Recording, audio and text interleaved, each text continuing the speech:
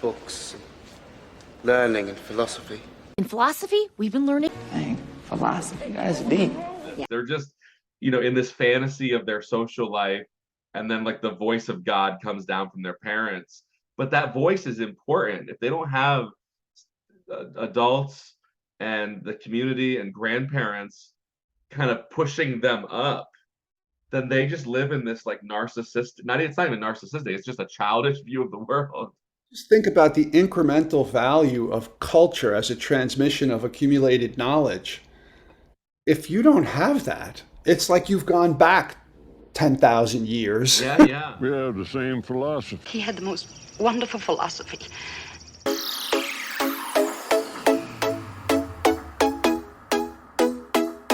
Abusing people. Right. But it was a really interesting article. In fact, I'll send you the PDF because I think you would like to read it, just about what goes on in that kind of guru cult. Oh, yeah. Amazing. The things that people believe or are willing to believe despite what they see about their own beloved teacher because of a lot of people who are drawn into spiritual communities are meaning crisis victims. Mhm. They're broken, they're lost, they had drug problems or this or that, whatever. And then they latch on to this savior, right? And then all this weird stuff happens. But about the egregore, taking over No, this is spot on. Yeah.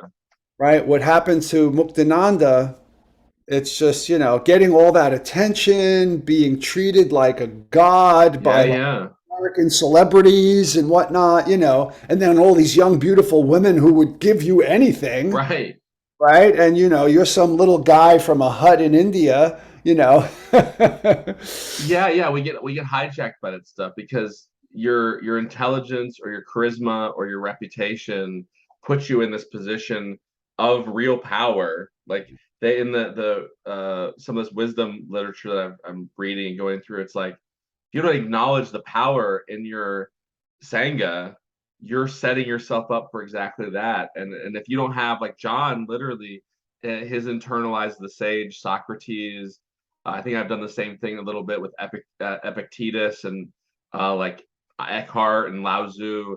Those things counterbalance that from happening. Or like you're a really, not to put you on the center of the spot, but like when you say I don't want to be a guru, you're saying I don't want to ruin women's lives and young men's lives and my own life, because as soon as I forget like to start fact checking and looking outside of myself for what reality means, that's why it's such a dynamic system. And if there's not like these psychotechnologies or these habits and plans built in, yeah, I didn't realize I was a lonely guy. But when girls start paying all this attention to me because I'm wise and I know the thing, I'll start acting immorally or yes, that stuff is so damaging. Because like you said, it's not like you're doing it to a random healthy person.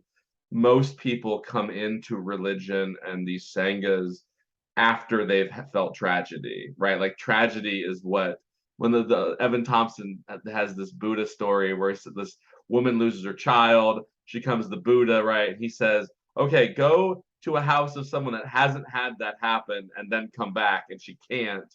And then she joins the Sangha because she has this epiphany. So yeah, if you don't have your moral life in order and things that are constantly trying to keep you in check. And then, so Yeah. that's the guru on the guru's side, but on the disciple's side, Yeah. I talked about earlier, now that really puts it in relief, that the anti-ego philosophy. Oh, it's horrible. Yeah, because you're teaching people not to be rational, and you're teaching people not to have boundaries. Like part of my personality, or anyone's personality, is that they've been hurt or they were smart and had forethought and they created a boundary. And there's like, oh, I will never do this. I'll never date a smoker or whatever.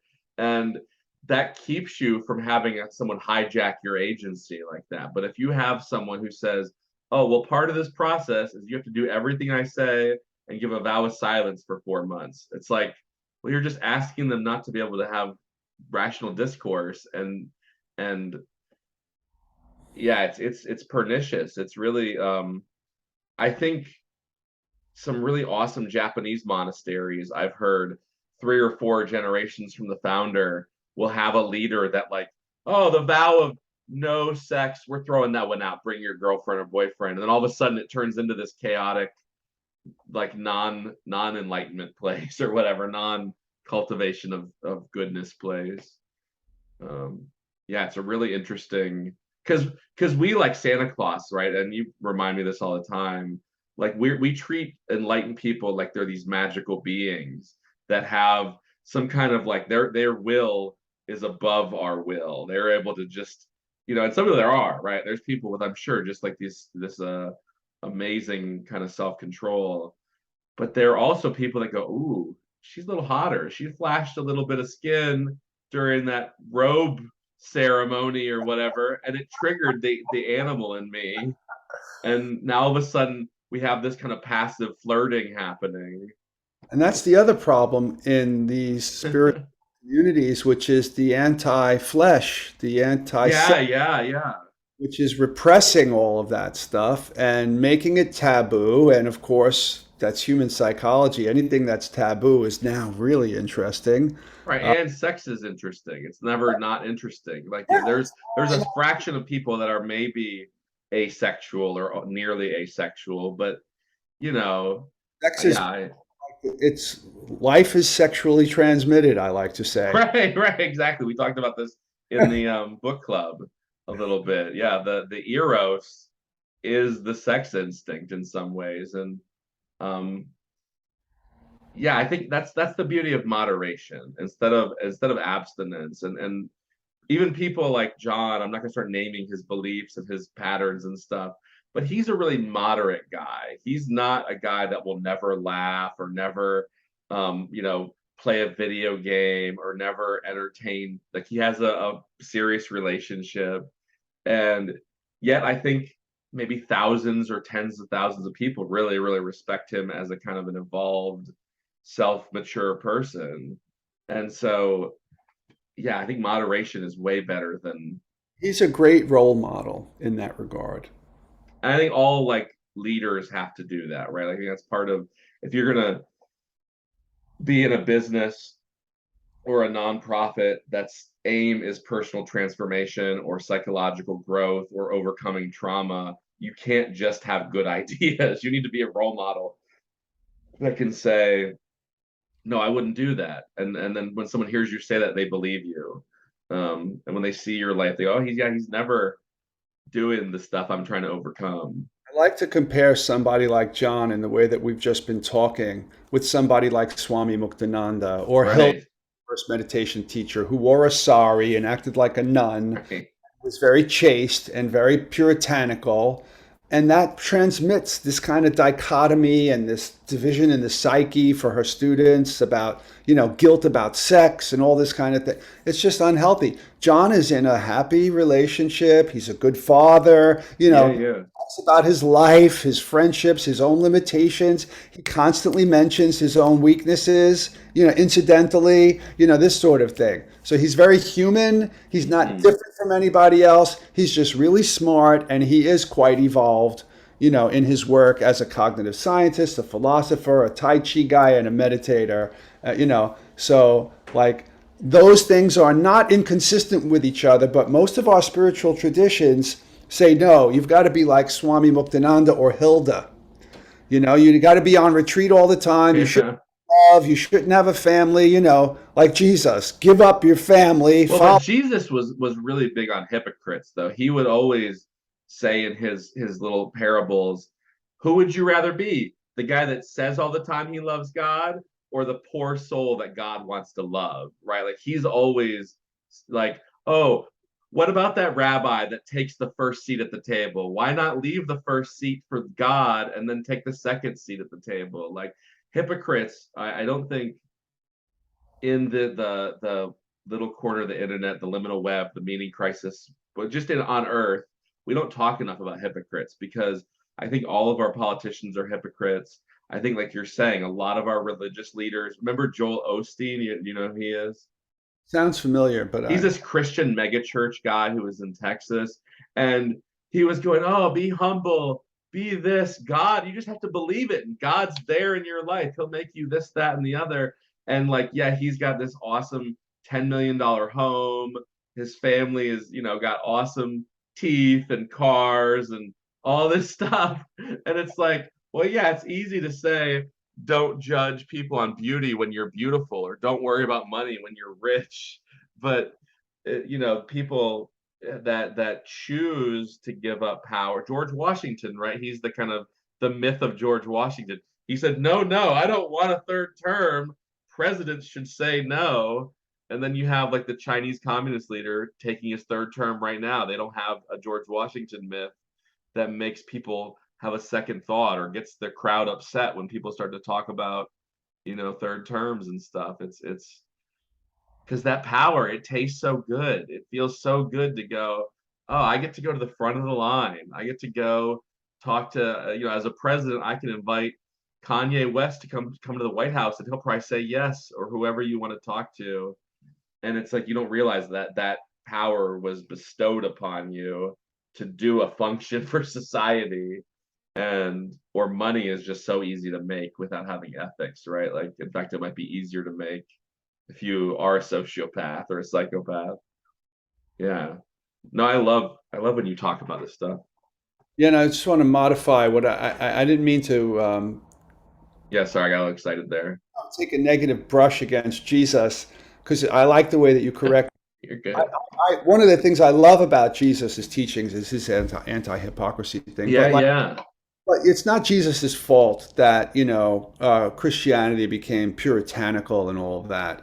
That's not Jesus. Jesus liked Mary Magdalene, and he hung around with the people who were sick, who needed to be healed, this kind of thing. Yeah, and Paul's metaphors are about foreskin and bread, and we don't live in that world anymore. Like it's like you like to predict all of the corruption.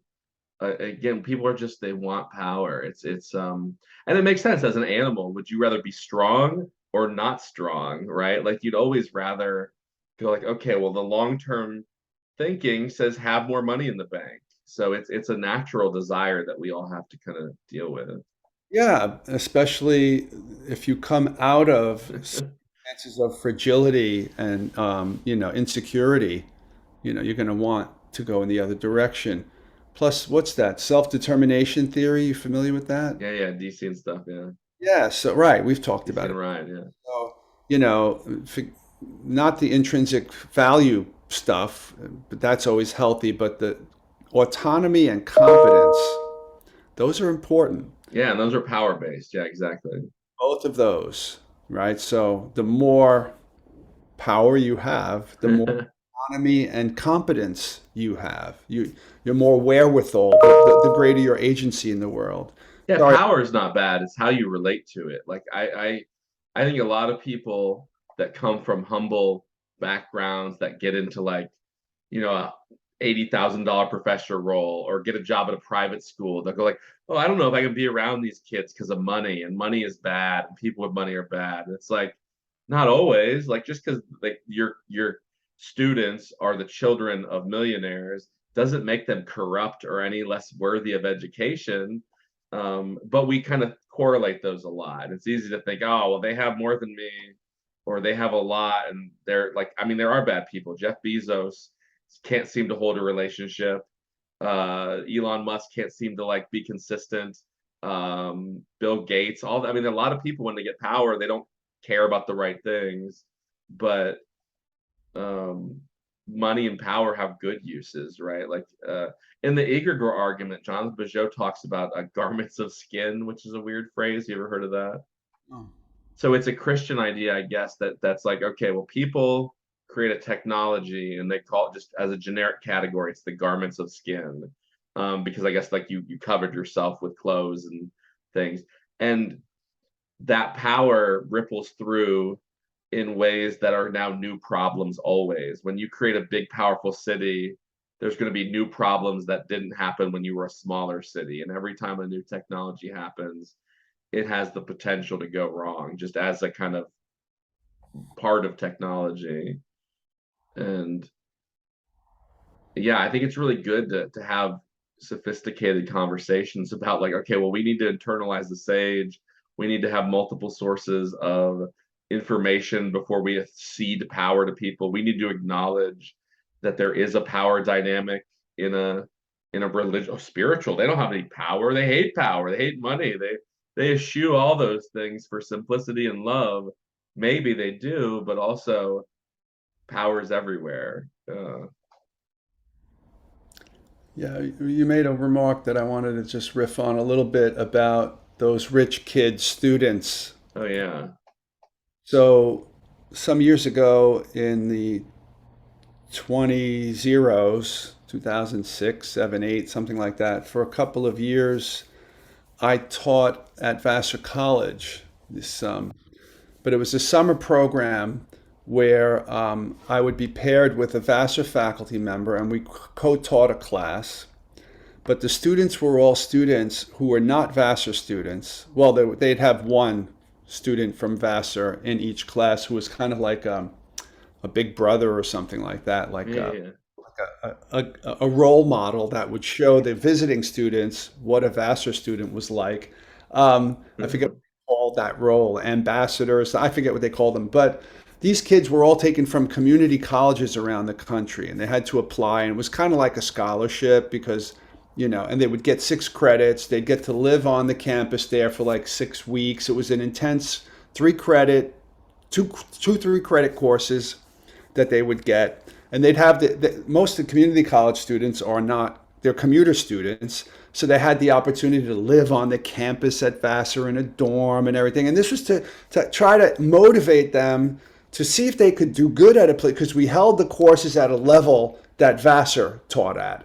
Whereas the level that you teach at a community college is generally it's geared toward where the students are more, so it's less rigorous, right? But we Yeah, held it yeah. very high standards of academic work and grading and everything else. But we were available with them all the time. But my colleague, who's a friend of mine, who's the Vassar guy, he loved those students because he thought, wow, they're not the students of all these rich people, like Mhm. his regular students were these entitled, smart, you know, rich kids, right? Or richer or whatever. So, because Vassar is one of the These are who I tutor all the time in my real job. yeah, Yeah, it's one of the seven sister schools. Well, for people who don't know, who might see this. that's fair enough. Yeah, yeah, yeah. So, what do you call it? And I enjoyed teaching them there because, unlike the average community college student, these were students who were at least ambitious enough to apply to this program and to get into it. And I love being able to teach at the higher level. I was Yeah, me too. him that he could teach at the higher level all the time, right? So he could assign really difficult texts and have his students engage in really serious dialogue with him, even if they weren't intrinsically motivated. They just wanted to become, rich or whatever it is, Yeah. So he had his objections to them, but I was envious of his students. He was envious of my students. But my average student is not the ones who made it to Vassar. But Yeah, I've yeah, been in both. I've been in all. I think they are so different too, because I think one of the strengths of people like John and Jordan Peterson is okay, if you're down the line appealing to kind of like highly educated, high need for cognition people, and you've been teaching at Harvard and U Toronto, and these are the same kind of people but younger, then your content transfers to that kind of upper middle class audience way better than if you've always taught at a community college, which I got my first degree at a community college. I went to a state college, and then I went to like the elitist program I could go to right next to University of Michigan, which is another like practically Ivy, and I would volunteer and teach over there. So I've experienced all of those worlds. And yeah, there's something heartwarming about helping kids that are just like first generation college students, let's say, and they're part of your actual community. When someone is teaching at like Lansing Community College, those are the new teachers and engineers and managers. So you're really like doing a different cool thing. But then if you do enjoy teaching just smarter kids or whatever, just higher achieve, they're more polished, they have less dysfunction in their background that's they're like eighth generation college, not first generation. And you go, oh, cool. Like you said, it's really fun to say, okay, we're gonna break out Kant and really dive in here, not go to like okay, we'll get to the cave metaphor by like week 10 or something. I I get it. I get both. find Kant's essay on perpetual peace. I remember. Yeah, yeah, because it's fun because you get to learn and you get to ideate and be around these people and kind of do what probably drew you into teaching was like playing with ideas. And someone like you that writes a 300-page book on willpower for fun for your personal ambition probably likes ideas. Yeah, it's been an adjustment for me that I got tenure at a community college where these are the kids who grew up in the projects and everything, and they're barely college ready. They're sort of a lot less culturally literate than Hmm. even, at the nearby senior college, Brooklyn College, which attracts students who have good SAT scores and all Hmm. that. Whereas anybody who has a diploma from the New York City public schools can come into the community college at City University. So we get a much lower quality and caliber of students. They're not college ready, many of them, and they have, like you said, all these other challenges. Who, what's going on in their lives, their families. And they might not even be able to afford the subway pass or whatever. There's all kind. They can't buy the book or whatever. I don't use books anymore. I stopped using books years ago. I get whatever Hmm. I can online that I could use for free, and I post that all for them Yeah, yeah. that they have the texts. But then the joy is like, well, the challenge is to get them to read the text and everything. So it's like mission. I say it's like missionary work where I'm trying to reach out. Hugely, yeah. What I try to do, my version of the midwife or gadfly is to try to get them where I can zap them so that they can even have a moment of this is intellectually, intrinsically interesting. Mm. That's what I try. I try to get that and get them like grab them like that on day one, and I just keep pushing that all Yeah, semester. because if you turn their perception towards liking learning and Yeah, wanting to read and to have the joy of education, then you've like changed a life. You've actually like created a better citizen on Earth, yeah, I think it's so admirable um to work with that kind of community. It's different though, but it's not as exciting to like talk to John Vervaeke and Christopher Mastapetro for 2 hours and go, right, oh, my head is humming with joy. right, because that's what I anticipated when I went into philosophy. That's what I was doing as a student. I thought, oh, Right, right. You saw that's what. yourself as a typical student, and So actually you were like a huge nerd. yeah, at the Buddhist Ethics Conference, Yeah, one of my friends, one of the keynote speakers was Jay Garfield, who's written a lot of really big books on Buddhism and whatnot. He's a brilliant guy. We were eating, and I was lamenting the fact that I don't have his students. He yeah, teaches yeah. college, and but when I was describing what I did, he said, "You're doing really very noble work, Yeah. Rick. Um, it might even be more important, what I you're." think it's very arguable, yeah, because again, like when when when someone from the bottom quartile to be really like gross about just turning people into like a tool or whatever, like really, but when you turn someone like that into someone that wants to read and volunteer and cares more about people and ideas and can now like read the newspaper and point out flaws in arguments or analyze why a policy is bad, that's real change. Whereas if you take, like you said, like some kind of, again, I'm so overgeneralizing, it's horrible, but like spoiled, rich, all of their uncles are just going to give them jobs and their aunts are going to give them jobs. And you go, oh yeah, we talked about Kant for 2 weeks, or like I took economics and there was a bunch of kind of people like that in my econ degree. And it's like, yeah, they're just like, it didn't matter what they studied, they're going to work for their uncle and make six figures anyways. Whatever they do, you know what it is? Yeah, One yeah. way of putting it is they don't need anything from me.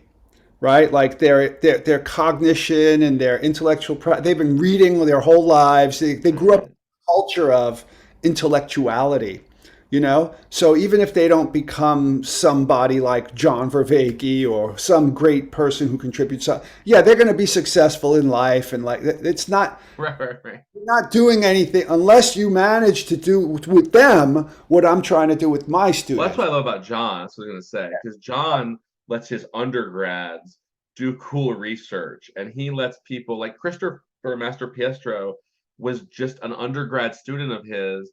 I don't even think he ever got a master's. Not that that's at all relevant, but No, like he's now part of like the solution to the meaning crisis. He's writing books, he's writing papers, like, and that's because this is great. John discerned talent and nurtured it because he's a good human teacher like you are. Like that's a common.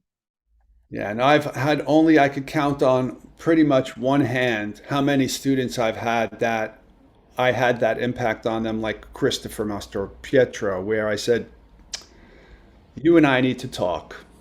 Come to my Oh, office. cool. Yeah, yeah, yeah. You need to be in the honors program. You might consider going for a PhD. You know, this kind of thing." Yeah, yeah. Well, and that's so meaningful because that's the role of an educator is to help people where they're at. And that's exactly what you're doing. I think I've had generally the humbler, the less status oriented, the less rich professors that I worked with, not always the case, but mostly the case, they were way more interested in developing me and telling me the exact same stuff that you're saying. When you have a research method class and it's 50 people and one or two of them is always late asking all these questions, doing really high quality work, you could just ignore that and finish your paperwork and go home. But the people like you're saying that say, hey, you should consider applying to the graduate program. In fact, we have grants. If you want to apply to ours, you probably get the grant and just go for free or for cheap. Like that's again, like that's changing the community. That's what education like was designed to do. It wasn't designed to educate the elite to be more elite. That's fine. That's good. I want really good critical thinkers at all the levels. But I think it's in psychology, I'm not even like ranting. It's so they're so underserved that no one tells them about their future. No one says there's no jobs in this, or here's how to get jobs, or if you want to go to graduate school in your junior year, you should be doing A, B, C, and D. I used to do that for my lab, or if I had students that would ask me to do like these extracurricular clubs and oh, would you speak? Always. I don't think I ever said no because no one does that. And then they're like seniors and they go, oh, this will be easy. I'm going to do the next thing. And they're like, oh, it's impossible now because I was supposed to start 2 years ago. Yeah, there's not enough of that. I remember when I was a student feeling like I was feeling my way around in the dark. There was no informal guidance hardly anywhere. But so I hunted down professors who I thought might care and I Hmm. converted them into my mentors. Yeah, me too. Exactly. Yeah, I literally asked three people and I Yeah. said, and they were generous and and it's so because you don't have a clue, you don't have a map, and they actually do, and they can help you in ways that uh yeah, it's so powerful. I always tried to encourage students of mine in my lab, like, oh, apply to scholarship. I'll write you a letter, or if it's a bad student, I won't write you a letter. You should be working on these things. I even it never worked out because just people take for granted free things, I think. But I would say like, oh, I'll give you free GRE prep because I did that as a job, and yeah, that's way more meaningful than like $10,000 more a year or whatever you could have done with that time. Like the relational value is so like that's awesome. You're literally doing good work on earth or whatever. So, and I think especially if you can get someone like just think philosophically or to appreciate structuring arguments or public speaking, that's another thing that I remember watching. Some teachers would really help their students public speak and put effort into that. That's really hard when you're 19 to do any of that stuff. So I think no, it's Batch of students that I have right now, this is the first semester that I'm back on campus yeah, since, yeah. and I've been teaching completely asynchronously in the last few semesters because students will, not many would show up with their cameras on, and they, even if they did show up with the cameras on, they would they were kind of disappearing. That whole synchronous Zoom thing didn't work for me. I felt like a stand-up comedian where people kept leaving the audience, you know. That's what I always heard from high schoolers too. They just like they're not trained, they don't have the skills to like engage in Yeah, that way. they're signing up for a circling Dialogos thing where they want to be there every. Right, right. That's what I mean exactly. Yeah, it's a great analogy. Yeah, so I just said that's it. I'm not going to torture myself speaking to blank screens. I'll just give them assignments, make them read things, make them write things, have them take quizzes, talk to each other. Look at the dialogues, and that's what they do. But I love being back in the classroom. But these students, they missed something during the pandemic. Yeah, I've been reading about that. Standardized test scores are down, and they're standardized. They're literally standardized. And what is I forget the name of the effect, but like IQ scores climb over time. It's a weird effect. Have you heard of that before? No. It's I think the guy's name starts with M, but if you look at like the test and IQ test from 1920 and then 1930, it gets easier. Oh yeah, that I'm familiar. I didn't realize what you were talking about. Yeah, so I mean, like IQ tests are supposed to get easier over time, and test scores are dropping. People in high school and I think the college level are below what they were 5 years ago. And The pandemic had something to do with it. I think our social skills are crucial to our cognitive skills, and they were dampened down in the last 2.5 years. So that's the danger of the machine. Zach Stein, you know Zach Stein?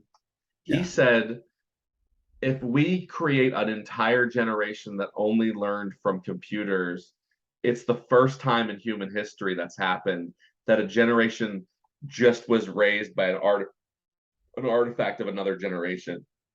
Like that's kind of a mind-boggling insight. And well, just lacking the ordinary daily social interaction. That's like never exercising for 2.5 years or something. right, that's a really good, yeah, because you're just like you're getting used to thinking Doritos are food, and now like you're in Willy Wonka land and thinking that's normal. But that's exactly because like I when I work with kind of younger 12, 13, 14 year olds, their sense of reality is only what people tell them. Like they don't really have a mature mind to be able to say like I think I'm doing too much of this or I'm not doing enough of this. They're just, in this fantasy of their social life, and then like the voice of God comes down from their parents.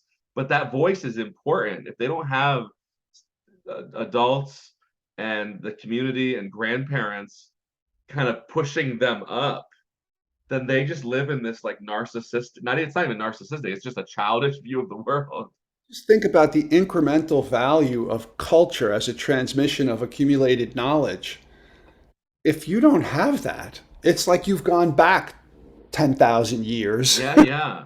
prior to all the knowledge. They take a certain amount of everything for granted, of course, like, the certain basic things like that the earth is round or that it's not Right. out of earth air. Maybe they don't though. I think they even start to fall for more of that stuff. Yeah, they do fall for the conspiracy theories and everything because they're in this information wars domain, and they don't know, they don't have the skills, and it's pretty scary. But what I try to do on the very first day, in my very first lecture with these students this semester, was I told them about growing up Catholic, and I was maybe 11 or something when we did this thing called confirmation. Now, I don't know if you know about confirmation, but you're raised in this religion, and then when you allegedly reach the age of reason, you confirm. It's a ritual where it's a sacrament. You say, yes, I was raised in this religion, but now I'm old enough to make a decision for myself, and I accept this religion. I confirm my Catholicism, right? But you're like 11 years old. Yeah. And like all the social pressure, I don't remember a single person in my childhood ever saying, I don't confirm my Catholicism. Right, right. Well, I've weighed the pros and the cons, and despite all the social pressure from these magical adults standing around me, I'm rejecting Catholicism officially. The voice of God, of my society, my family, the nuns, everybody. And there's going to be a party, like, it's a celebration. You're going to get gifts. Who's going to say no to all that, right? So I tell them about that, and I say, I'm not trashing the Catholic Church Yeah. because, Eastern Orthodox, they perform baptism, communion, and confirmation when you're 6 months old. Yeah. Okay, so we've got that over them. But the point is not that. The point is, I tell them, you're now 18, 19, 20, whatever, 17. You have gotten the equivalent of Catholic religion, which is your culture. Mm. Download you, it's like you were a blank disc when you were born, and now you got the complete cultural download. Depending on where your family is in the culture, you've got your own version of it.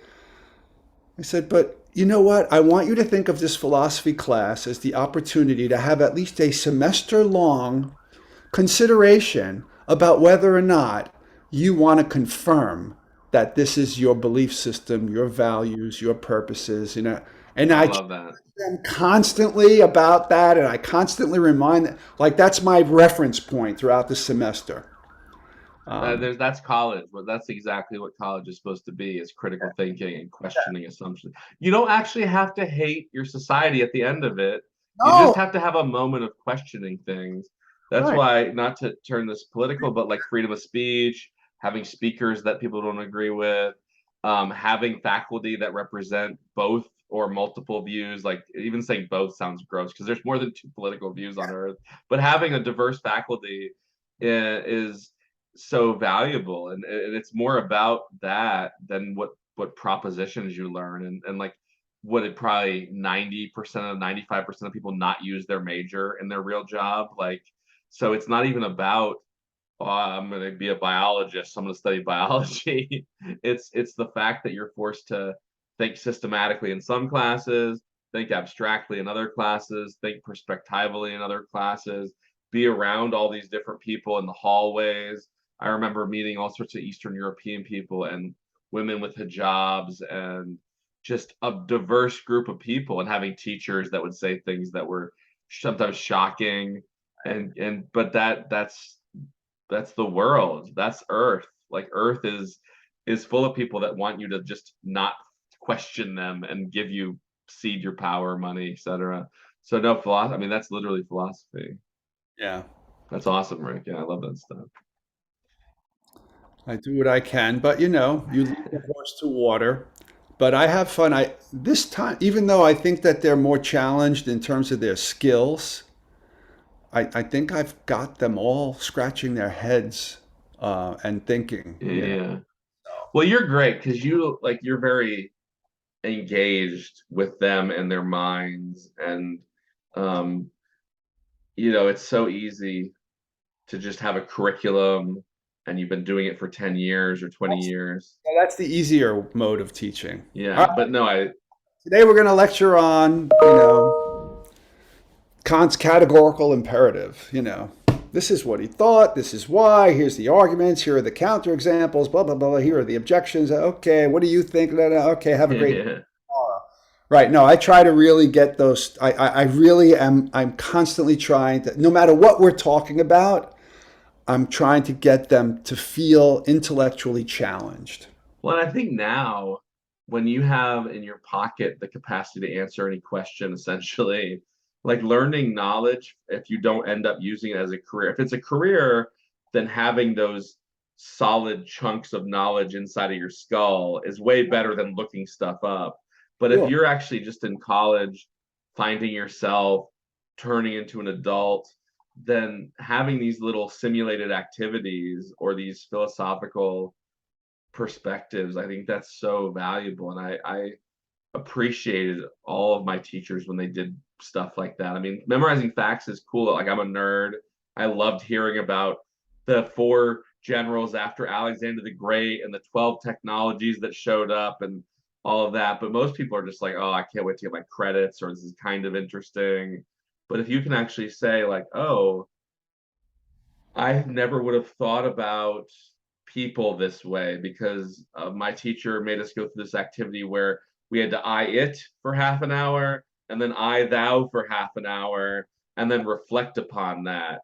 And then I went home and I looked at my mom different and my girlfriend different and my dog different. And, again, that kind of wears off. But a lot of people and this is maybe less true now than when I heard this, but like a lot of people really stop getting new ideas after college. So if they're going to have their mind open, like we self-select into the people we love to hear echo our thoughts or whatever, the echo chamber.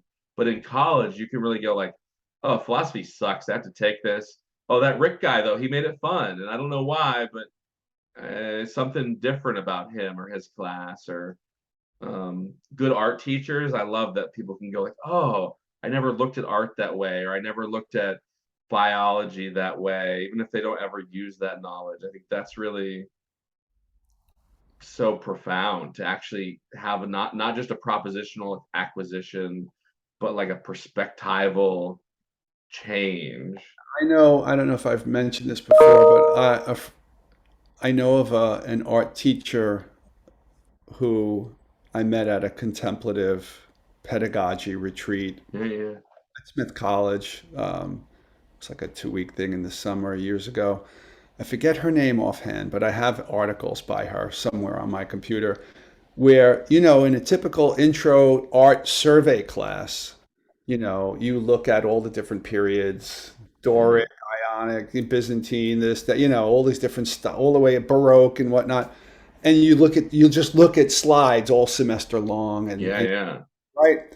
She said she has tenure and everything, so she teaches the art survey class. yeah, yeah. Completely violates the expectation about covering content.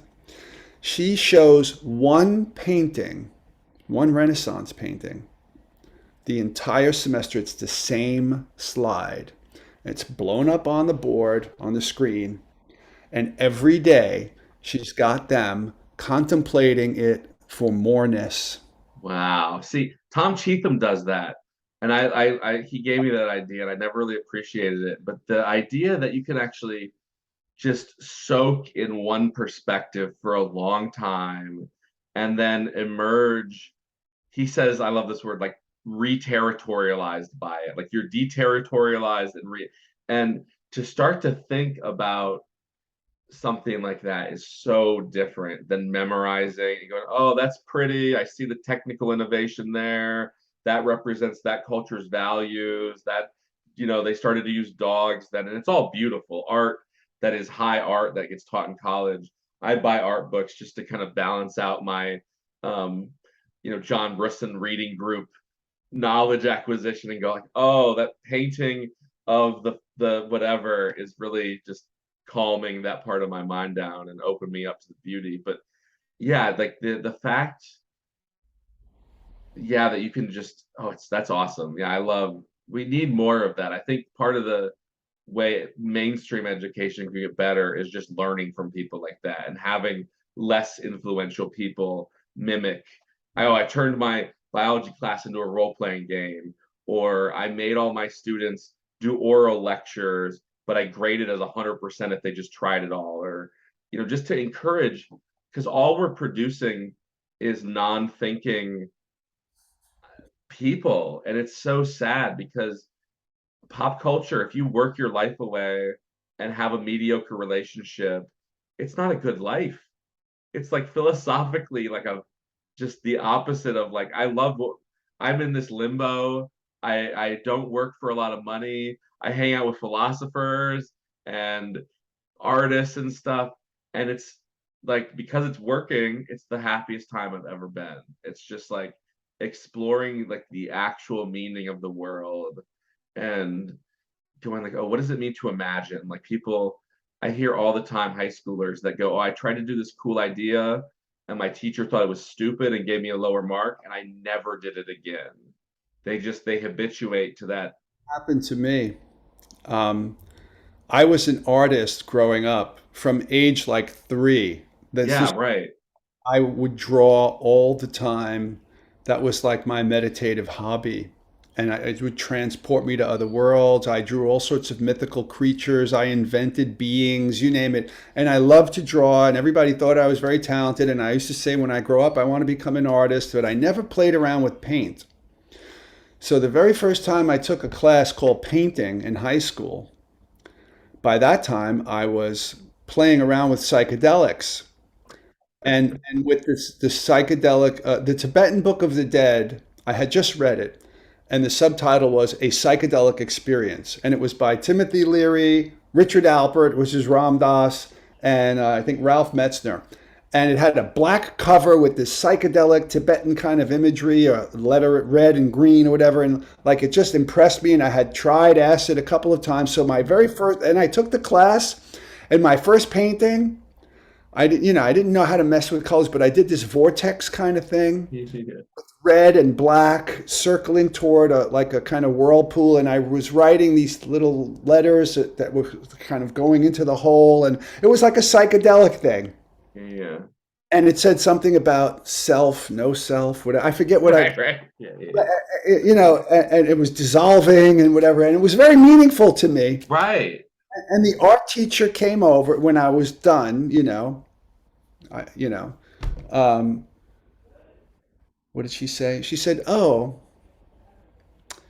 you missed out on that period. That's very anachronistic. The hippie generation is dead or something like that. Oh well," and walked away. She was such a bitch. That's what I Pardon. mean. Criticism is the death of the creative soul. It's like some of the creative people I've met in the last few years. Anachronism. Yeah. But like that was very alive for me. And Right. And good teachers would say, like, cool, what are you going to do next? And I have students that love their art teachers that just, they'll make, oh, I made this vase with two openings and it was so stupid, but I thought it was cool that day. And, a teacher says, oh, that's really talented. Do more, yeah, yeah. encourage, as John says so well, like I'm giving courage to this young, frail personality. Discourage. Yeah, she Yeah, and his turn is saying like, "Oh, I don't really consciously realize it, but I'm crushing your soul right now." she Like, she injured that part of me. Of course I let that happen by my reaction. I know that now. no, you got to give her some of the. I mean, Oh yeah, yeah. it's good to not blame people as a habit, but I think Takes some responsibility. I'm not a victim though, but like yes, it did hurt me, and I was very disheartened. My first painting, my art teacher. I've been an artist my whole life. What was I, 15 or something like that? well, and that's amazing. Like I love meeting. I went through a period where I would criticize students if they would say they were going into liberal arts school, not like aggressively, but I would still say like, don't forget you should do something practical, you know. And there's some like parental protectiveness in that stuff, but that's not what life's about. Life's about listening to your inner voice, doing what feels good to you, and learning from mistakes. If you find out, like I tried to be an artist and from 20 to 24, I was broke and it failed, go be an accountant. Like go take night classes and then learn to do some math or medicine or something. But to do that to someone when they're and like yeah, now we like I think when I was teaching psychology, it was just 300-person classes, all standardized tests.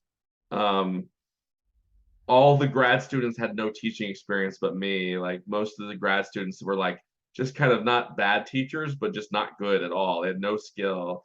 And it takes effort to go, okay, I want to get to know you. That fact. If the first 4 weeks of school, teachers were only allowed to get to know their students, the whole country would change in a year. It would be like, what? That doesn't even sound like a thing, but that would change. I mean, like just the way a good doctor gets to know their patient. Like if my mom goes, well, I don't like my doctor, and you go like, oh, why? It's like you just tell they don't ever care about my mom. They don't try to get to know her.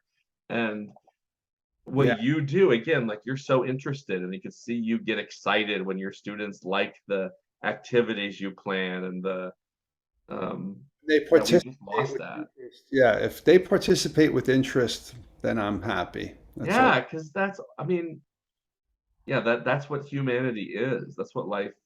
I mean, we've already kind of conquered all the simple problems, right? We've got kind of, other than the last 3 years and the politicians mostly doing crazy things, we had kind of hunger figured out, transportation, basic housing.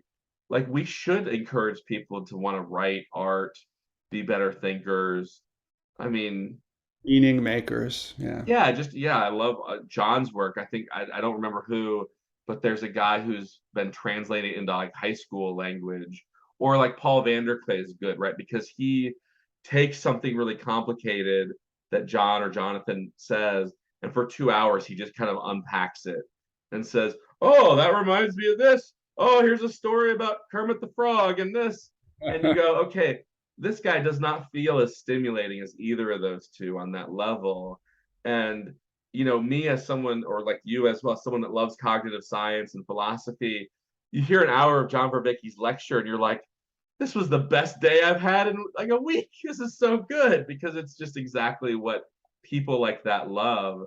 But people like Paul, they can take it down to the village. I've heard that phrase come a little bit. And like the bell curve intelligence, there's only a third of the people in the top third. You want the whole spectrum to be learning from people like John Vervaeke, and getting them to go, okay, well, that was too much vocabulary, versus like, oh, I get that thought experiment he did, or I really like that example where he said triangle in a high pitched voice, or whatever he's doing. Because yeah, it's so meaningful. You literally, when you can see someone's potential when they're like under 25, maybe 30 at the tip top, and have them see you see them, and have them like start to act differently because maybe they were droopy shoulders. Now they're like excited. They're coming to class early, and you give them a little authority. No one's ever given them authority or compliments or pointed. And like you said, like we hold these joys of ours. I wrote a 28 paragraph essay for fifth grade for a 3 paragraph assignment. And my teacher was like, come with me. You're a sweet little nerd. I'm going to give you more to write on. She didn't have to do that, but it's like those kind of teachers Yeah. keep like the human spirit alive, or whatever. Like we're a thinking being. And when you stop dreaming and imagining, and it's sad. The state of thinking in the America, at least right now, is so sad. Whether it's the honors kids or the rich people, there's so little creativity of thought. That's why I love like our book club and stuff like that, because Rachel is so different than the rest of us. Then Jack is so different, and Aiden and you, and it's like, oh, this is so fun because we're in a Philea, um, just talking about our different perspectives. And if someone says a weird thing, we don't jump on it and push it away. And it's like, that's so nurturing. That's so that's why Plato had an academy, is for people to go like, oh, let's talk about this some more. Like these dialogues are awesome. Like let's ditch those Athenians that killed Socrates. Let's hang out in this garden a couple miles from town and just do our own thing. um Yeah. In academic analytic philosophy, the mode of discourse is much more that philia, nikeia, combat, the love of victory. yeah, humiliating others, and being smart, being seen as smart a lot of times. Yeah.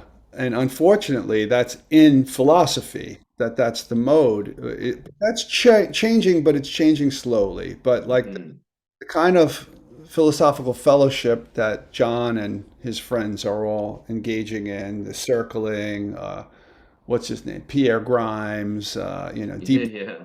Ron Lahav, all those different kinds of things. That's this much more friendly fellowship kind of atmosphere where even if there's disagreement, it's friendly and respectful. And there's just a sense of loving kindness that's not meta, in the Buddhist sense. It's genuine. There's a kind of atmosphere of we're all philosophical seekers, sharing, caring, that nurturing friendship. That's the most important. That's wonderful. Like as somebody who went to graduate school where the philosophical exchange was kind of like blood sport. This is so much more encouraging. Yeah, and it's so good. It's what people I think imagined when they were designing liberal arts schools and when they were saying, "Oh, these are all of our kids. Let's build these places for the ones that are intellectual, even as old as the Old Testament. They have like the field kids and the nerd kids, right? They make this dichotomy in like almost every culture, I probably. And having a place that you can put the kids that love ideas and creativity and not turn it into like standardized tests and like clicking through PowerPoints and never getting to know anybody. Um, it's I think it's all just the bureaucracy. I mean, it's a part of this cultural state of mind of it's just there's no beauty in politics and in business. They've never been the part of society that generates beauty. It's religion, it's art, it's even in New York, right? Like you can't be a starving artist. The cheapest places cost 4 grand for 800 square feet. So you like that wasn't true 60 years ago. You could go to New York and be a starving artist and be around these weird thinkers that read bohemian books and liked Alan Watts or smoked too much or whatever. Now it's all just commercial real estate. Any neighborhood that attracted poor artists became gentrified over time. That's what I mean. Yeah, it's gone. It's Yeah. all Even these ghettos in Brooklyn that have been completely gentrified because of the artists who came there, the bohemians. yeah, and it wasn't same thing. San Francisco, there's no art communities. My friend in Berlin says Berlin is like this burgeoning art place because all the rent never went up. So people are looking globally because you can transport yourself anywhere now, and the word spreads to the internet. So people are going to this city that was like Is it like East Berlin? Was that where the rents never went up? maybe, yeah, maybe. I don't know like the details. This is all just stuff I hear from conversations like Berlin, this. yeah, probably. But it's one of the few big cities that has like an actual infrastructure and a good city that isn't just selling out to corporate entrepreneurs and uh, yeah, people with too much money. There's nothing wrong with them. We need doctors, we need lawyers, we need business people. Yep. Yeah, engineers. Yeah, I would never would say like, oh, we should put a pay cap and redistribute that stuff. But like, there's nowhere, even like Austin. Remember Austin 10 years ago was like, oh, it's a place for artists. Not anymore. 400 grand for a 2 bedroom house, my friend. You're not moving there and having the free time because you really have to have 60 hours a week to try and become an innovative dancer or painter. You can't do like some people are lucky they can have that side gig and then become Joe Rogan or whatever, but you really need to not work or work as little as possible and explore and then 1 out of 10 or 1 out of 100 or whatever become meaningful to the rest of us. Yeah. But yeah, it's yeah, the whole thing is just it's people think the means are the ends right now and they think, oh, I just want more money and more stuff and more goods. None of the being mode stuff. No one says, oh, I want to just work 15 hours a week so that I can just paint until 2 a.m. till I fall asleep on my on a beanbag chair or whatever they do. Yeah, it's Yeah, I know. I am, married to an artist, so we need that though. It's not optional. It's I mean, it used to have a home and now it's like weird bean shaped stuff and yeah, I just it's do we need more money at this point? Do we need an iPhone 15? Is the 14 not enough that we need to spend all of our attention waiting on bated breath for oh, the camera is slightly better. It's better than any camera that existed up until last year. Every piece of fine photography, right, was made on a crappier camera than what you have right now. Um, I know my daughter is a photographer. oh yeah. Our phones are better than her expensive cameras. That's what I mean, right? We don't need more technology right now. We need more beauty and love, like care, not even love, just respect, inner engagement. It's yeah. And it's the opposite. We still like look up to business people and politicians. And Well, it's part of that competence, autonomy, the association. It's like I think it was it John? I got this one from about having and being where he says, I want to be mature, so I need to have a car. Right. Yeah. I want to be in love, so I need to have sex. Right. So we associate, it's this existential modal confusion, as he calls it, right? From Eric Fromm. Yeah. You know, Yeah. I loved Eric Fromm when I was a kid. He's such a good essayist. did he also write Sanity, Madness in the Family, or was that somebody Oh, I else? don't know. Yeah, I I know he remember, has a really good book on love, and he just had like books on freedom, I remember. oh, And I remember reading him in college. yeah. He's a brilliant guy, but that particular idea of the modal confusion, yeah, where our entire culture is caught up in the having, doing, improving, gaining, controlling, altering. Yeah, even spirituality is like self-help. Like people it's cliche to say, but people want to like meditate so they can work better, or like microdosing so that they can be more creative for like business proposals and stuff. It's like you don't want to optimize to things that you wish a machine could do so you could spend more time doing things that feel good and that are meaningful to you. Like it's uh it's really parasitic. John said something recently, I a talk it was in that made me encouraged about my own future when he said, when AIs take over everything, the philosophers will have the best job I've because said that, yeah. we have the That's least well-defined problems. So, they might be the last job people need. I think I've thought that and said that before. Yeah, because yeah, being able AI. to make sense of life is a human My constant. my son is a musician, and they just came out with a new album. He's progressive metal, uh, Uh-huh. and the album cover, it was AI art. Oh yeah, AI art Awesome is looking. winning art contests now. Awesome looking. I was Yeah, like, yeah. smokes. So And yeah, it's developing rapidly. I remember um yeah, I love this stuff and it's going from like 2D to 3D. They're automating everything because they figured out this way to just really use Google's pre-tagged world and these AI techniques to where it's actually, oh, this is creepy. It's to where so they Google tags everything, right? You search for the word elephant and it gives you elephant. You don't have to. I've done data stuff where you have to literally label everything so that you can train it into the machine so that it can do things like, okay, now it knows hot dog versus not hot dog, but in every case it had to be labeled pretty much. You had to train the algorithm. Now Google has amassed such trained data, Facebook, all these companies have all this awesome training data, and then these methods that can extract features so well.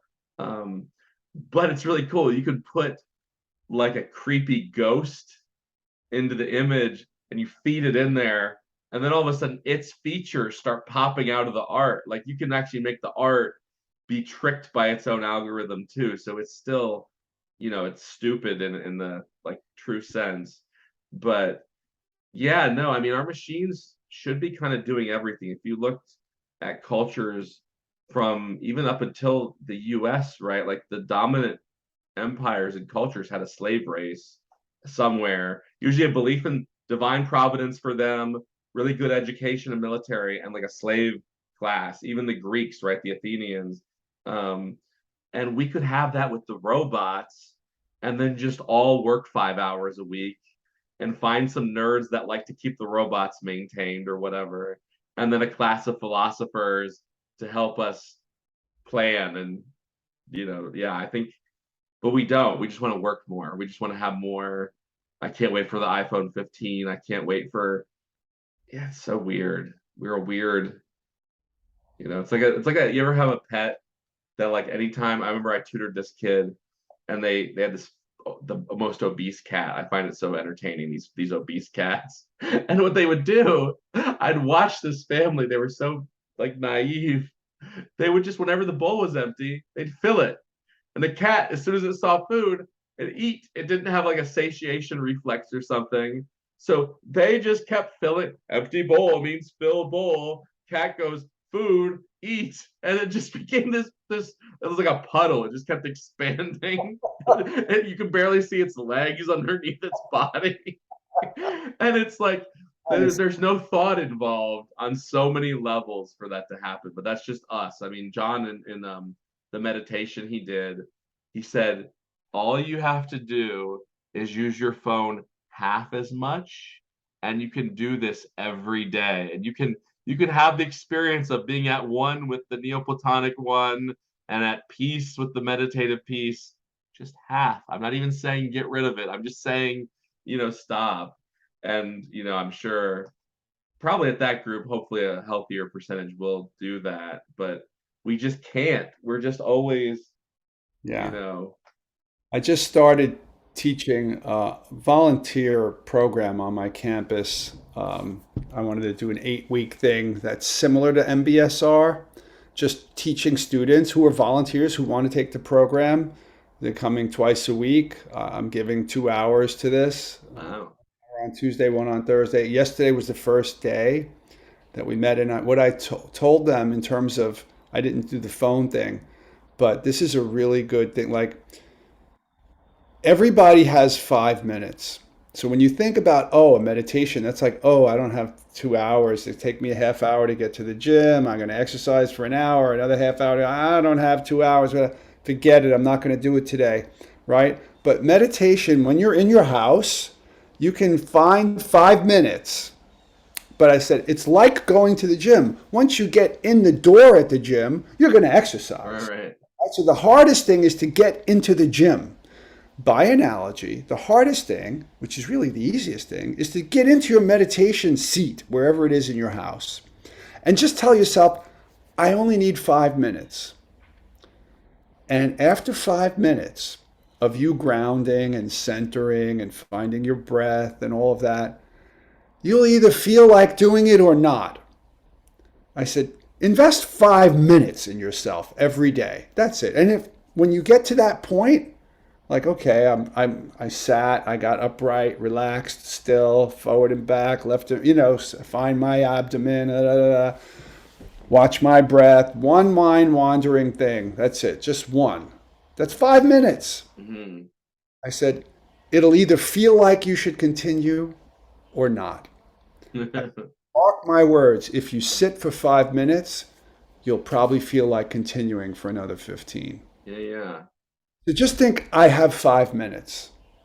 I have 5 minutes. And I want you to try this at least once or twice a day, all week. We'll see where it goes. Um, No, I think it's great. Me and Cheryl and Nathan are gonna record an episode, like a podcast thing, where we're just gonna talk about how fun it is to practice, because it is. It's like if you have to drive in traffic anywhere to do something, or you can just do something that John says it actually kind of it was such a perfect articulation. He said, your consciousness is really sacred. It's really valuable, and you can improve it. Like he didn't say that explicitly, but that was like the message. I'm like, that's so true. Everything that matters to me passes through my consciousness, and I can affect it in a really positive way. I mean, that's really the argument we said about willpower one time, was like you can meditate your way into better willpower. It's like, wait, my will and my mind are everywhere in my life. It's like, yeah, plus like identification, co-identification, de-identification. So normally, whatever impulses, emotions, desires, things that grab your attention, right? That all happens spontaneously and it directs your entire life. Whereas if you practice, you're more in control of where your attention goes, what emotions or intentions or desires you feel like acting on, which senses of self you want to say, you know what, that doesn't fit me. Normally, all that stuff is determining you. But the more you practice, the more mental freedom you cultivate from all of that stuff, all of it. yeah, it's absurd. Like just even concentration training, which I Yeah. guess the mindfulness based stuff is kind of, it's like, wait, I can go to the beach and notice more of the beach and remember it more and be more in tune with the smells and the sights. That's why I go to the beach, is those exact things.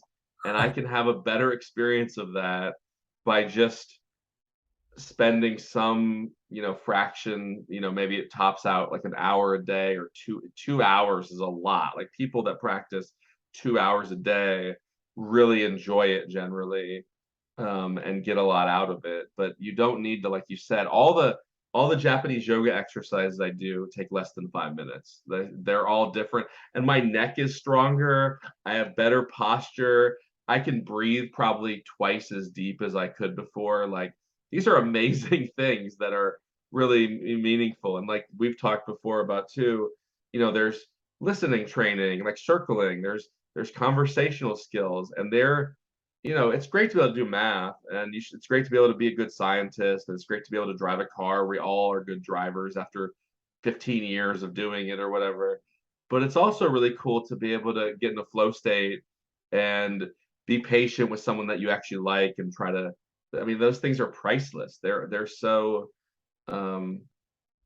yeah, they're the reason you don't pity people from 5,000 years ago, is they had connection to nature and all these skills that we've lost because we've hijacked them all in our modern way of life. And yeah, getting that stuff back and improving on it, let alone like the beautiful part of meditation and contemplation, the absolutely like incredible moments. What did you say? It's better than wine. I'm butchering your quote. It's meditation is the wine of the gods or something. What was your quote? Hilda was quoting one of her teachers, and I'm not sure if I remember who that teacher was, but he said that drugs are like plastic grapes. Right, right. God is like wine. I think that's true. I think your capacity to get in touch with what I think would be fair to call nature, even, it's not even like super nature. It's just like your capacity to be calm and focused and get into these kind of states. Maybe it is a little diluted for some people that stop living their lives and only live, what is it, the Mahayana, that are kind of more detached than the Himayana. There's one group that like they're more okay with you pulling out of society. But some That, people do. the earlier Buddhists, the Hinayana. Yeah, like that's not good, I think, if you just like your Yeah. practice makes you stop doing kind of natural healthy things like relate to people and to have hobbies or appreciate like action. You're like, no, I'm all into non-action. But I think barring those extremes, I think John's right. I think you can classify consciousness as sacred and as something you can upgrade your skill on, which is like, what? It's like growing more hands, like an octopus being able to say, like, I want more arms because arms are awesome. Yeah, look, wisdom is the key virtue.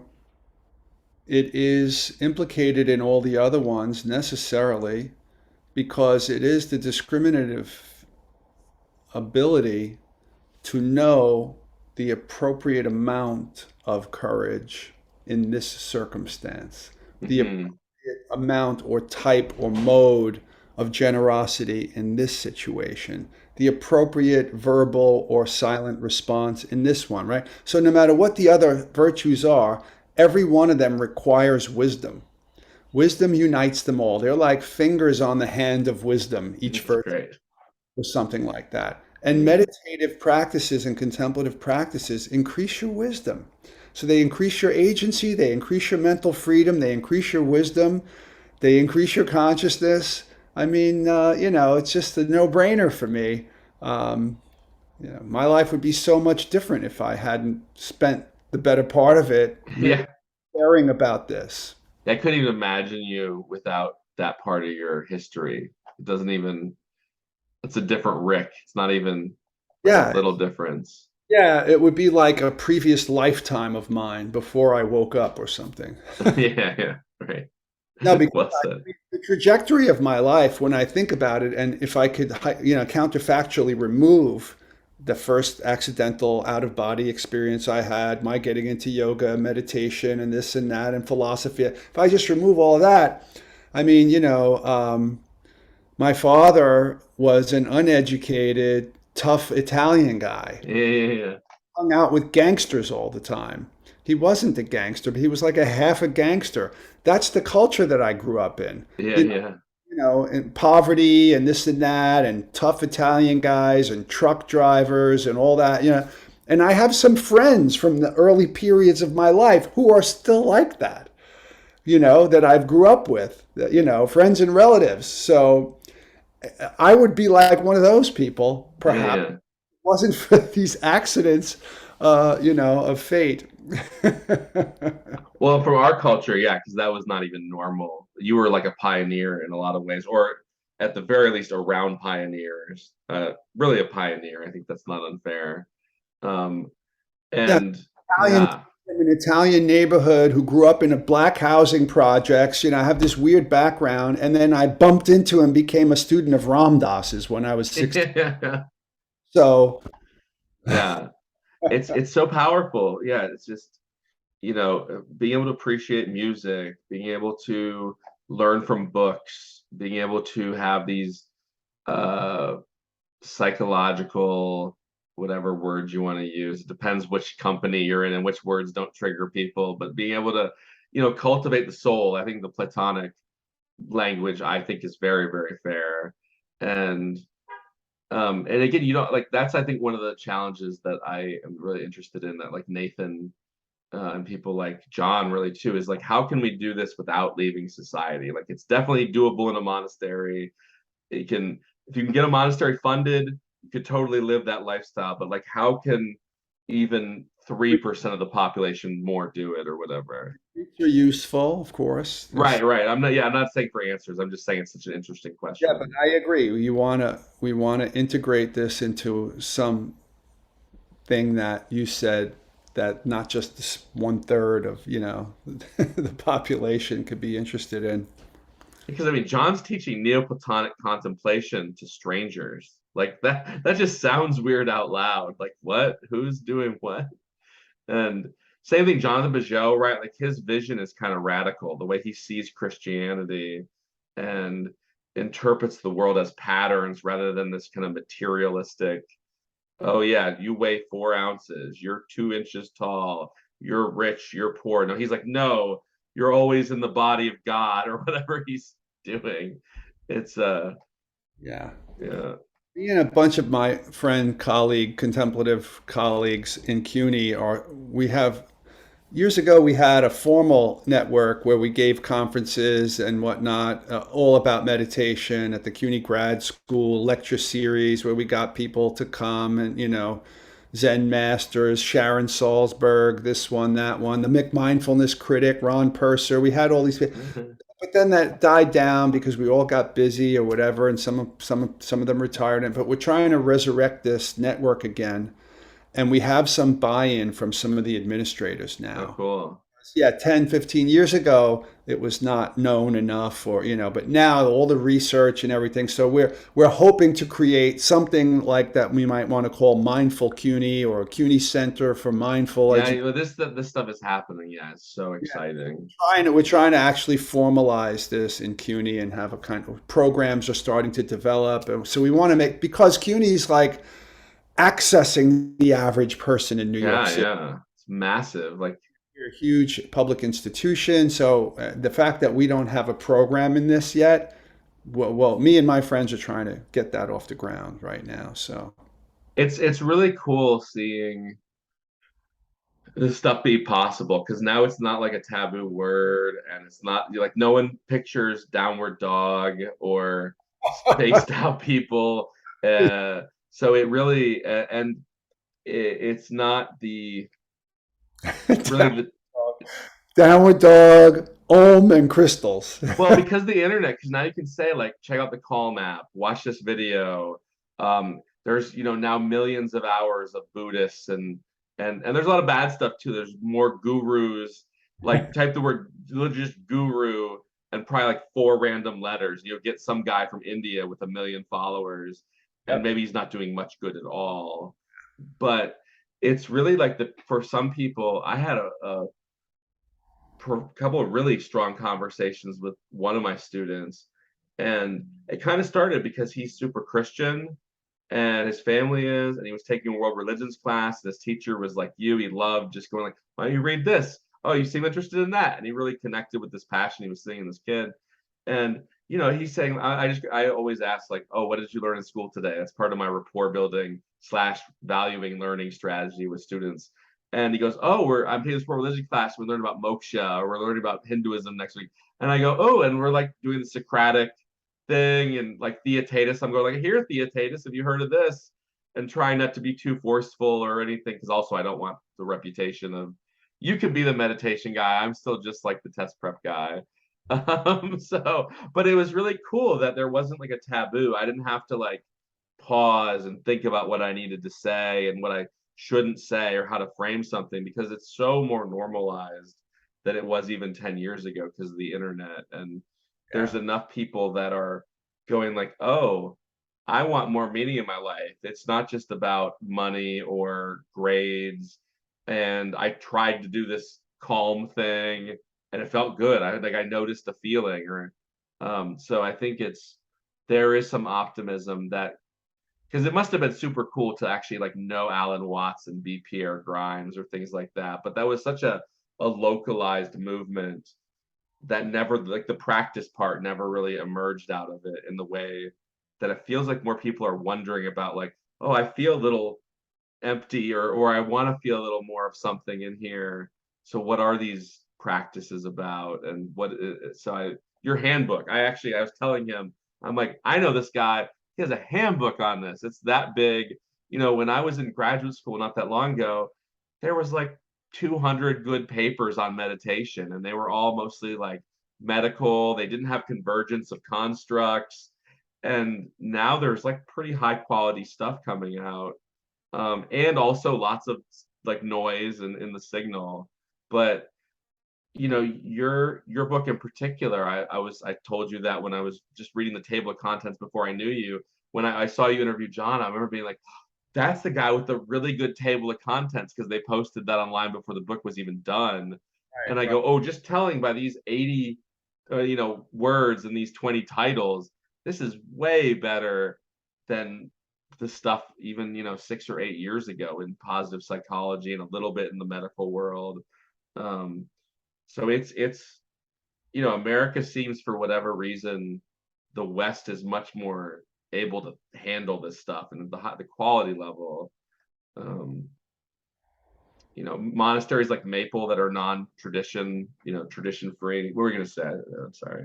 No, no. Ironically, I just got an invitation email from somebody in some university in India asking me if I would teach a course online on the philosophy of meditation. That's what I mean, right? The internet does these things and it connects. And once two nodes are connected, that's so different. That's so different than the independence, because once it's so encouraging, right? Like when you hear that, you must go, awesome, right? At some level.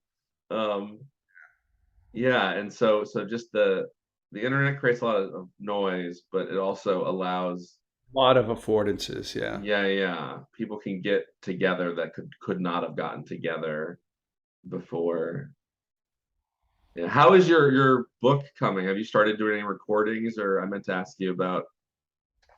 Okay, so I had a few people from the book saying that they would be, they'd be willing to do it, and I set up one. The first one was Dave Vago. He's a kind of neuroscience research guy, chapter in the book, and we were playing email tag or whatever, and we got messed up about the dates, whatever. We postponed it. Then I thought I spoke to John in I think it was the last one. Yeah, I don't know if this was in the recorded part or the not recorded part. Mhm. But I invited John if he was interested. I said, "Look, I know you're really busy, but let me just be perfectly honest with you. It would be great for me if you would be my co-host on that podcast Oh series." yeah. I said, "Because you have a greater reach than I do." And he said, I'd like to do that, but he said, yes.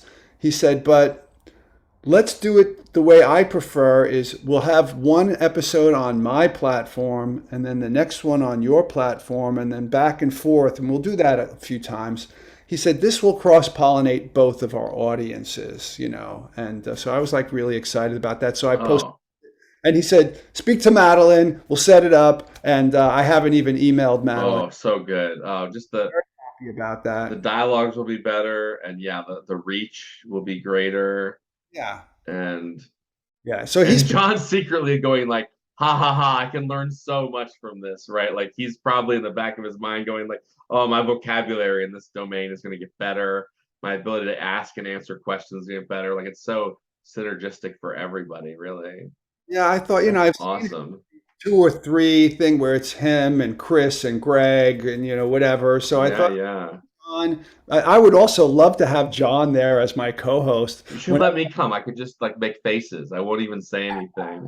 I would, that sounds so fun. Like, yeah, that's good. That's awesome news.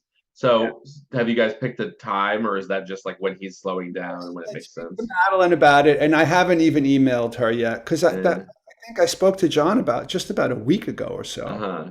less than 2 weeks ago. I forget the exact date, and I've been busy as hell lately. Yeah, So, yeah, yeah. and I don't want to push John too much either. I know how, he's very busy, and Yeah. so, but yeah, I just have to email Madeline and tell her this is what John and I agreed to do. Please set up a date Oh, here. that's awesome. Wow. That makes me look forward to it even more because now two of my favorite people will be in all the episodes. Oh, Yeah, that's such good news. No, yeah. That's so good. that's good for me because, you know, I'm kind of parasite on John's audience now. But, you know, No, no, anybody, no, but it's a community, right? And John's doing this no, for that reason. so It's this is, not even a parasite. I want to give people more reach. That's what Voices with Vervaeke is about, right? Getting people on the show so that because he has a big following, then he's educating his following and vice versa. And you know, Oh, it's it's such win-win. yeah, it's an integrated endeavor. And I'm helping a little bit behind the scenes with Nathan and that kind of, Yeah, yeah, yeah. whatever. So I'm part No, of that's what it's the community part. It's like it's synergy. The more followers and the more attention, it's not a competition where John needs to get to 100,000 followers by February, and if Rick takes 1 minute of his, fans' attention, yeah, no. it's the exact Yeah. opposite of that. No, well, this is part of the Philea Nikea versus Philea Sophia thing. Yeah. In this space, there's no Nikea. There's no competition, you Yeah, and know? as long as people are, it's really you just want to see it grow. I think as there's more voices, there's more quality, and that just gives new people that maybe never would have found John that find you, or vice versa, and the whole community wins. And just what I love, it's almost shocking. There aren't trolls that like show up and make videos about how stupid John is, or how stupid Christopher is, or how stupid I am or you are. It's Right. really Thing that rare. happens on Twitter never happens in this space. No, it's like the people that with either, like you said, coming with some kind of emotional trauma or coming with the desire to like practice meta in the world. Yeah, Those are some good. I think we're all attracted with the same aspirations, and that's the good thing about it. So Yeah, this is yeah. we're all caring for the soul and wanting greater meaning and fellowship and friendship and growth and happiness and beauty and love. So we go wrong. But you know, you do see occasionally in the comments under some of the YouTube videos, that John's or mine or whatever, people say, "I completely disagree with that." Blah blah blah blah, and that's like you always get those. You know, that's But a just lot less than any other yes, troll yes. driven. I can't find a. I mean, I'm pretty open and I'll get into anything, but you don't see that. It's Yeah, really no, pretty cool. right. It's very minor, and it doesn't get ugly. It's just kind of like you know, people will use the platform or the comment box to espouse their own views or Yeah, something, yeah, yeah. attention, and if it's on one of my things, I'll answer them in a friendly way and say, I well, try to too. Yeah, I'm small enough to where I'm not getting, 10 pages a day or I've never had a negative moment in this space. Whereas on Twitter, no matter what you say, or on Facebook, there's people just, come out of the woodwork, trolls, just trying to grab the stage by being provocative or something. yeah,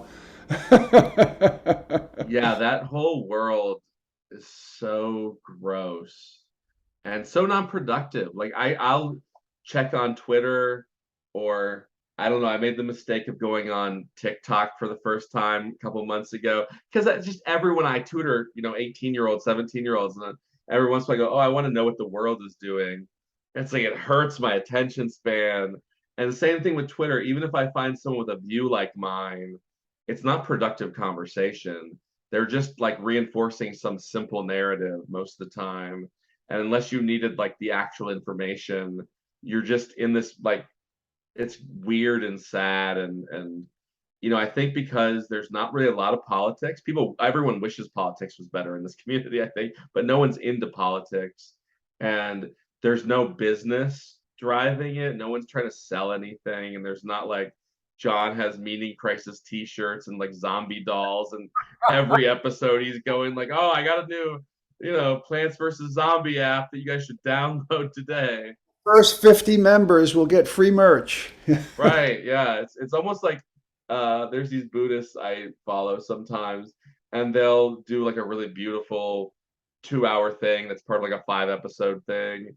And they're like, right now we have to ask for donations because that's the only like they're just like they're in pain. They're so shy about it.